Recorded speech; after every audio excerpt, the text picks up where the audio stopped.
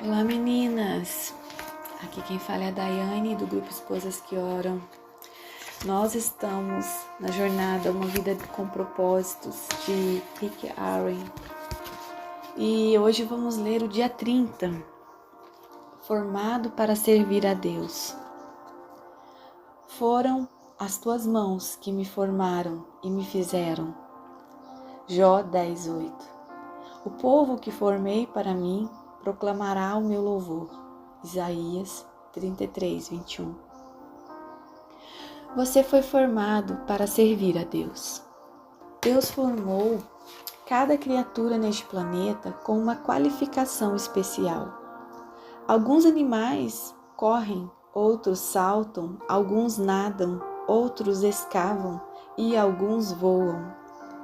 Cada um tem um papel especial a desempenhar, conforme foi moldado por Deus. O mesmo ocorre com os humanos. Cada um de nós foi concebido ou formado com exclusividade para a realização de determinadas tarefas.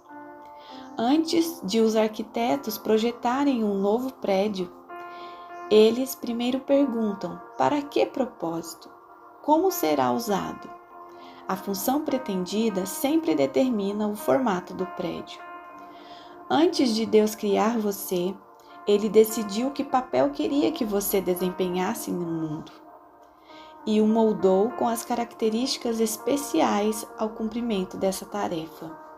Você tem essa constituição porque foi formado para executar um ministério específico. A Bíblia diz que somos criação de Deus, realizada em Cristo Jesus para fazermos boas obras. Efésios 2:10. A palavra poema vem do termo grego que também é traduzida por criação, manufatura. Você é uma obra de Deus, feita manualmente por Deus. Não é produto de linha de montagem em série, feito sem nenhum cuidado especial. Você é uma obra-prima original, exclusiva e criada sob medida. Deus propositadamente o formou para que você lhe servisse de um modo que tornasse o seu ministério singular. Ele cuidadosamente misturou o coquetel de DNA que o criou. Davi louva o Senhor por essa magnífica personalização. Tu fizeste tudo com delicadeza, as partes interiores de meu corpo, e as unistes no ventre de minha mãe. Obrigado por me teres feito de maneira tão maravilhosamente complexa. O teu trabalho é maravilhoso. Salmos 139, 13, 14. Como disse Ife Walters, Deus não cria sucata. O Senhor não apenas o moldou antes do seu nascimento, mas planejou cada dia de sua vida para favorecer o processo de formação. Davi continua: cada dia de minha vida foi registrado no teu livro. Cada momento foi determinado antes mesmo que um só dia houvesse passado. Salmo 139, 16. Isso significa que nada em sua vida é insignificante. Deus usa tudo o que acontece visando moldá-lo para o ministério e torná-lo habilitado para a obra do Senhor. Deus jamais desperdiça alguma coisa. Ele não lhe daria habilidades, interesses, talentos, dons, personalidade e experiência de vida, a menos que pretendesse usá-los para a glória dele. Identificando e compreendendo esses fatores, você pode descobrir a vontade de Deus para a sua vida. A Bíblia diz que você é maravilhosamente complexo. Você é uma combinação de múltiplos fatores. Para ajudar a lembrá-lo de 5 desses fatores, criei um acróstico simples. Forma. Neste capítulo e no próximo, conheceremos desses 5 fatores e em seguida explicarei como descobrir e usar a sua forma. Como Deus lhe dá forma para o ministério. Toda vez que Deus nos dá uma missão, ele nos capacita com o que precisamos para realizá-la. Essa combinação sobre medida de suas capacidades é a forma. Então, ele colocou aqui o acróstico: F, formação espiritual; O, opções do coração; R, recursos pessoais; M, modo de ser; A, áreas de experiência. Forma, esclarecendo sua formação espiritual. Deus dá a cada cristão dons espirituais para serem usados no ministério. Você pode ler Romanos 12, 4, 8, 1 Coríntios 7, 7, 1 Coríntios capítulo 12 e Efésios 4, 8, 15. São habilidades especiais, exclusivas dos que creem, concedidas por Deus para que os sirvamos. A Bíblia diz: quem não tem o Espírito de Deus não pode receber os dons que vêm do Espírito. 1 Coríntios 2,14. Não podemos adquirir dons espirituais, nem mesmo merecê-los. Por isso, são chamados dons. Eles são a expressão da graça de Deus para conosco. Cristo generosamente repartiu seus dons conosco. Efésios 4:7. Não é você quem escolhe os dons que gostaria de tê-lo. É Deus quem os determina. Paulo explica: é o mesmo e único Espírito Santo quem distribui esses dons. Ele sozinho decide que dom cada pessoa deve receber. 1 Coríntios 12, 11. Deus aprecia a diversidade e deseja que sejamos especiais. Desse modo, não há dom que seja concedido a todos. 1 Coríntios 12, 29 e 30. E ninguém recebe todos os dons. Se você possuísse todos os dons, não teria necessidade de mais ninguém. E isso destruiria um dos propósitos de Deus: ensinar-nos a amar uns aos outros e a depender uns dos outros. Os seus dons espirituais não foram concedidos para o seu benefício, mas para benefício de outros. Exatamente como outros cristãos receberam dons para beneficiar você. A Bíblia diz: um dom espiritual é dado a cada um de nós como meio de ajudarmos toda a igreja. 1 Coríntios 12, 7. Deus planejou dessa forma para que necessitássemos uns dos outros. Quando usamos nossos dons em conjunto, todos são beneficiados. Se os outros não usarem os dons, você será frustrado. E se você não usar os seus dons, eles serão frustrados. Por isso, foi-nos dada a ordem para descobrir e desenvolver os dons espirituais. Você já parou para descobrir os seus dons espirituais? De nada vale um dom não descoberto. Toda vez que esquecemos essas verdades básicas sobre os dons, ocorrem problemas na igreja. 2 problemas comuns são a inveja de dom e a projeção de dom.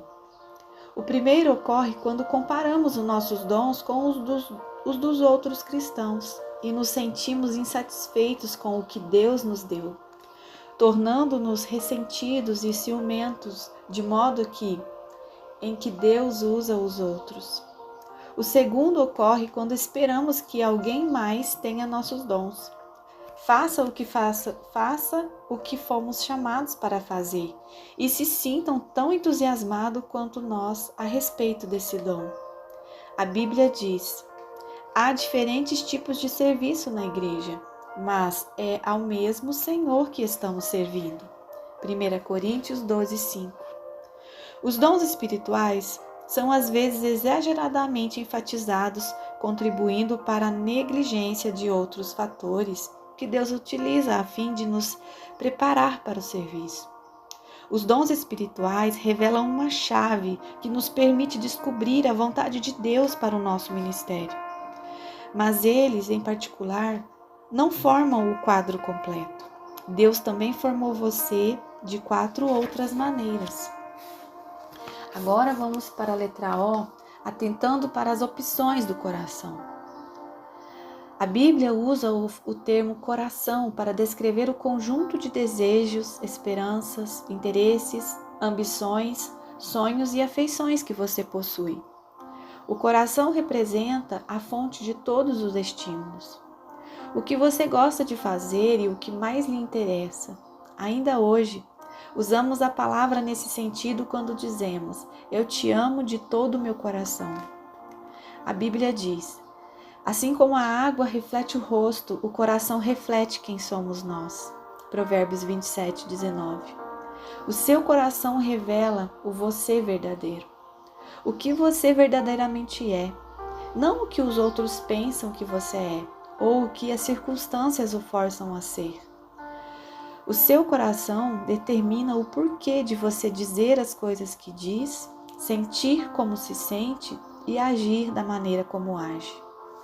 Leia Salmos 134, 7, Provérbios 4, 23, Mateus 12, 34. Fisicamente, cada um de nós tem um batimento cardíaco único. Assim como temos impressões digitais e padrões de íris e de voz singulares. Cada coração bate de maneira diferente. Impressiona saber que, apesar dos bilhões de pessoas que já viveram, ninguém jamais teve um batimento cardíaco exatamente igual ao seu. Do mesmo modo, Deus concedeu a cada um de nós um compasso emocional único, que dispara quando pensamos em assuntos, atividades ou circunstâncias que nos interessam. Instintivamente, importamos-nos com algumas coisas e desconsideramos outras. São pistas sobre onde deveríamos estar servindo. Outra palavra para coração é paixão. Existem certos assuntos que despertam nossa paixão, enquanto outros nos são indiferentes. Algumas experiências nos entusiasmam e prendem a atenção, enquanto outros nos desanimam ou entediam profundamente. Elas revelam a natureza do nosso coração. Enquanto você crescia, deve ter descoberto que se interessava intensamente por alguns assuntos que não despertavam o menor interesse em sua família. De onde vieram esses interesses? Vieram de Deus. Ele tinha um propósito em lhe dar esses interesses inatos. O seu compasso emocional é a segunda chave para a compreensão de sua capacitação para o serviço. Não ignore os seus interesses. Tente descobrir como podem ser usados para a glória de Deus. Há uma razão para que você goste de fazer essas coisas.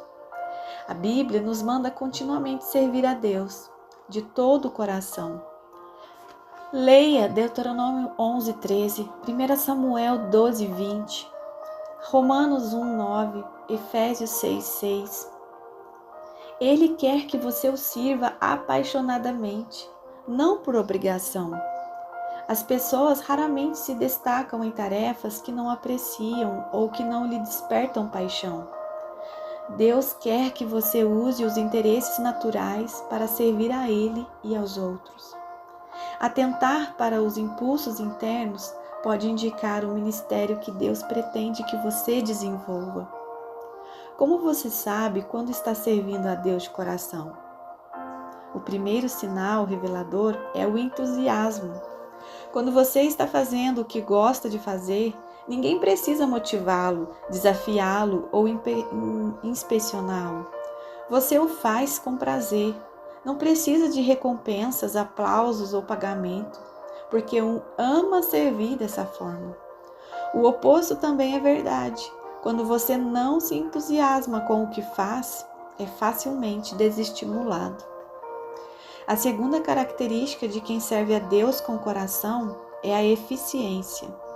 Quando você faz o que Deus o condicionou e a gostar de fazer, você se torna bom nisso.